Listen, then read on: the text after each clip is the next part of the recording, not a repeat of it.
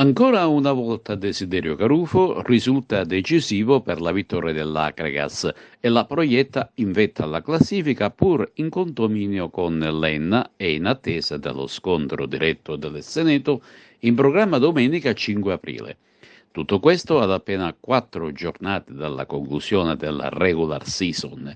L'episodio chiave arriva al 97esimo per un evidente atterramento in piena area di Vitelli lanciato verso la porta avversaria. Penalty contestatissimo dalla compagine ospite e che Garufo trasforma magistralmente dagli 11 metri.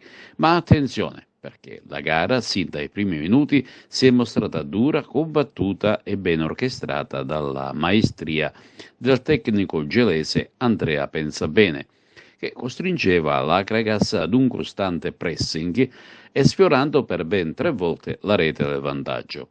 La compagine biancazzurra infatti non riusciva ad eludere la fitta ragnatela di fraseggi predisposta dagli ospiti, che riuscivano a guadagnare ben 7 angoli nel primo tempo contro i 0 dell'Acregas. Nitide infatti le azioni da rete sprecate dalla bomber gelese Abate e da Tomaino. Si fa a riposo con il risultato inchiodato sul nulla di fatto e al rientro dagli spogliatoi l'Acregas, grazie ad una prestazione tattica più arrembante ed anche a qualche sostituzione tecnica, iniziava a macinare azioni degne di nota. Ed è così che al 76esimo, con 6 mezzi prima e successivamente con Nere e Garufo dopo, la squadra biancazzurra si rendeva pericolosa, andando vicino al vantaggio. Molto bravo il portiere ospite Di Martino a ribattere le pericolose conclusioni. La gara sempre più spigolosa veniva sanzionata con diversi gialli ed uno in particolare risultava fatale per il difensore acregantino Barrera, il quale veniva poi espulso. Pur in inferiorità numerica, l'Acrega si riusciva ad aumentare i ritmi della gara, rendendosi sempre più pericoloso, ma non riusciva a passare. Il tifo biancazzurro iniziava a salire di intensità, come anche l'adrenalina in campo, e quando tutto lasciava presagire ad un'equa spartizione dei punti, ecco arrivare l'episodio decisivo.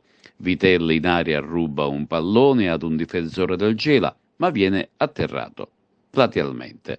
L'arbitro è a 2 passi, vede tutto e senza alcuna esitazione indica il dischetto del rigore. Dopo alcune vane proteste della compagine nissena, Desiderio Garufo piazza con un fendente il pallone nel sacco del portiere Di Martino. Esplode la gioia del Seneto per i 3 punti che consentono di riaffacciarsi in vetta alla classifica in condominio dell'Enna. La lotta continua a distanza ed il prossimo turno l'Acregas sarà in trasferta a Palermo contro il CUS Palermo. Una vittoria importante in un momento topico del campionato, ma è stata una vittoria molto sofferta, un primo tempo secondo me, per il modo mio di vedere, regalato al Gela, un secondo tempo più arrembante, più generoso, più volitivo da parte dell'Acregas. Dire regalato credo che sia un po' un'esagerazione, perché non si entra in campo per regalare un tempo all'avversario. È chiaro che il primo tempo siamo stati palesemente in difficoltà, a volte anche in balia dell'avversario. Non siamo riusciti mai a recuperare il possesso, a ripartire. Abbiamo sofferto il palleggio del Gela, però credo che nel secondo tempo ho visto una squadra diversa, ho visto una squadra che ha fatto più corse in avanti, piuttosto che andare a coprire all'indietro e quindi ad allungarci verso il basso. Però credo che il secondo tempo l'Acregas abbia meritato ampiamente la vittoria. Sicuramente ha meritato la vittoria.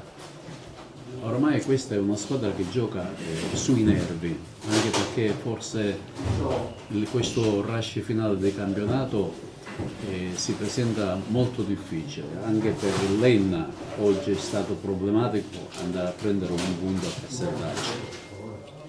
Piuttosto che fare un discorso esclusivo solo all'Acregas, dico che è un campionato che sta togliendo a tutti delle energie, soprattutto mentali, perché è un campionato equilibrato, un campionato che non si vedeva da un decennio forse così equilibrato, un campionato forte, e quindi chi riuscirà a mantenere la calma sarà la squadra che vincerà il campionato.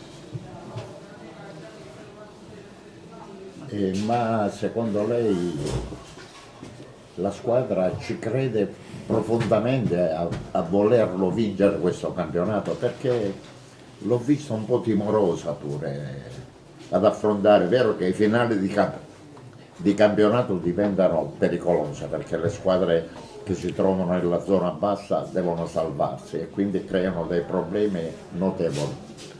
Sarebbe da stupidi non crederci a 4 giornate dalla fine o a 5 giornate alla fine prima di questa gara, quindi credo che, ripeto, ci sono delle difficoltà oggi oggettive nell'affrontare gli avversari, perché sia noi che l'Enna giochiamo, abbiamo un peso mentale in più rispetto agli altri, gli altri giocano sereni, tra virgolette si sparano la partita della vita, perché affrontare l'Enna e oggi l'Agragas è sempre una motivazione in più. Come l'hai vissuto il rigore di Garufo allo scadere? Emotivamente? Con grande emozione, perché non è mai semplice un calcio di rigore, poi al 95esimo ancora più emozionante.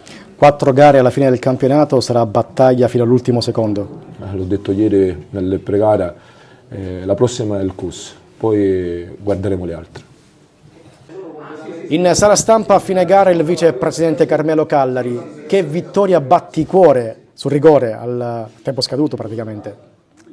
Davide, signori, l'intervista di ieri fatta e pubblicata dimostra che effettivamente le partite oggi non finiscono più al 90esimo, non c'è più una partita facile, ci sono tutte partite difficili perché la pressione mentale che in questo momento subiscono i calciatori dell'Agragas è molto alta, quindi hanno solo un risultato e su quello devono giocare. Le partite, come si è visto, finiscono quando l'arbitro fischia. È un calcio di rigore all'ultimo minuto, pareggia, l'ultimo pareggio fatto fuori casa. E la giustizia, diciamo che continuiamo in questa battaglia, mancano poche giornate, speriamo che tutto vada per gli intenti che la società si prefigge. Primo tempo di sofferenza, poi l'Agragas è cresciuta nella ripresa e alla fine il rigore ha consentito ai biancoazzurri di tornare in vetta al campionato. Sì, stiamo parlando di una bella squadra qual è il Gela. Il Gela ha manovrato benissimo nel primo tempo, ha mantenuto il possesso della palla, tecnicamente non devo spiegare nulla in più di quello che ha detto il nostro mister, dicendo che ha un tempo ciascuno, poi all'ultimo diciamo che quel calcio di rigore ha permesso di ottenere tutta la posta in palio.